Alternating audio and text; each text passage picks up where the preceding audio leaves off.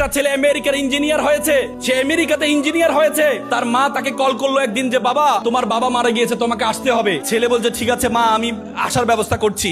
কিছুক্ষণ পর ছেলে তার খালাকে ফোন দিয়ে বললো মাকে একটু বুঝাও, আমার একটা প্রমোশন আছে, আমি যদি এখন চলে যাই আমার প্রমোশনটা আটকে যাবে, তুমি মাকে বুঝাও, আমি টাকা পয়সা পাঠাচ্ছি, তুমি মাকে বলো যেভাবে হোক কি বাবার সর্বশেষ দাফনের ব্যবস্থা করতে। মা কল দিয়ে বাবাকে বলল, সন্তানকে বললো বাবা এই জন্য তোকে মানুষ করেছিলাম, তোর বাবার শেষ ইচ্ছা তুই তাকে জানাজার নামাজ পড়াবি, তোর বাবার শেষ ইচ্ছা তুই তাকে দাফন কাফন পড়বি, তুই আসবি না। তখন ছেলে বলল মা একটু আবেগী কম হও, ছোটবেলায় যখন আমি ক্লাস 5-এ পড়ি তখন আমার দাদা মারা গিয়েছিল, আমি লাশের পাশে কান্না করছিলাম, তুমি আমাকে জোর করে নিয়ে স্কুলে দিয়ে আসছিলে, তুমি বলেছিলে যিনি মারা যাওয়ার তিনি মারা যাবে, ক্যারিয়ারের সাথে কোনো কম্প্রোমাইজ করা যাবে না। সেদিন আমার মাথা ঢুকে আছে ক্যারিয়ারের সাথে কোনো কম্প্রোমাইজ হবে না। তো সুতরাং আজকে আবেগে একটু কম হও।